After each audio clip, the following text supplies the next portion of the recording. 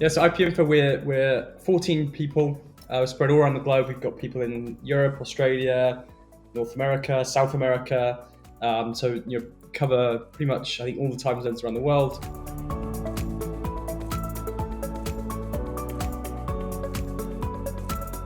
I wanted to be able to be location independent and work from a coffee shop or travel and do some work. And so it just made sense. We can hire people from wherever they are in the world. People can work their own schedules because we're kind of all over the globe. It's not like we're working a fixed set of hours. It means that we can be responsive to our customers because we've got people all around the world ready to kind of jump in and help out. So that means there's sort of always something happening.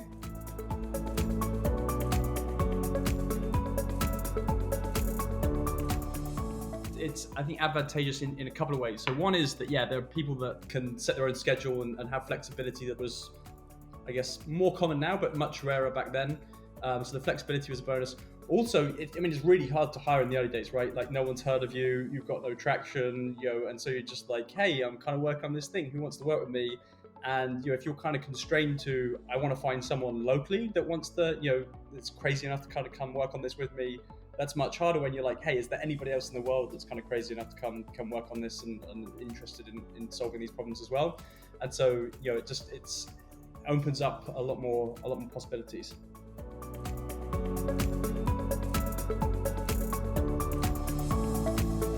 I think when you're all in the same office, that stuff you kind of get for free and it's easy, right? You can kind of see what the person next to you is doing, and you can kind of just chat when you're eating lunch and stuff.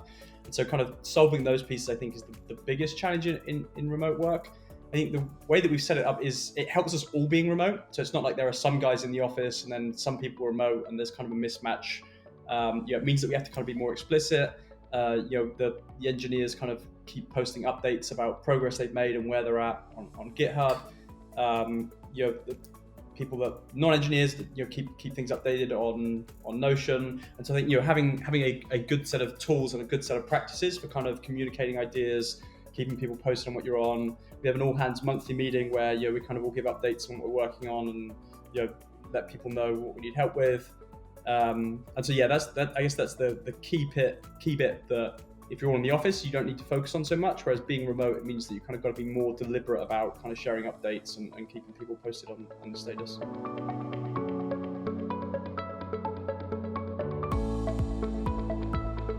Yes, we've been doing a lot of fun things, and I think they've been even more important during COVID because, before at least we could all work together remotely, but then we'd go out socialize with our friends. And so, different sort of quizzes and fun ways to come together. They're totally optional. We've been doing it at the weekend.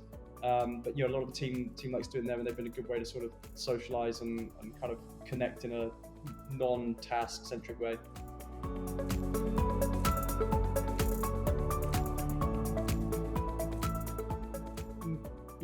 I love remote work. Pretty much everyone on the team loves remote work, but remote work isn't a fit for everybody. You have to be a kind of good, clear communicator. Not only that, you have to be good at sort of managing yourself, and so obviously the more sort of efficient and effective people are, the less communication is needed.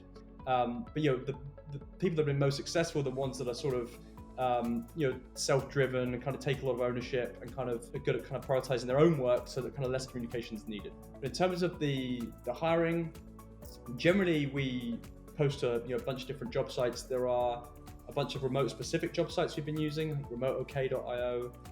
We usually post on the monthly Hacker News who's hiring post, and I think about half the team have come through those. So you're posting to various different job sites.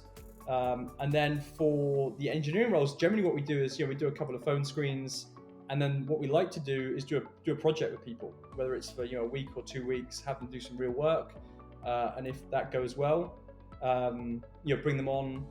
Usually full time, but we've also we've had a lot of luck. A bunch of people have started working for us part time.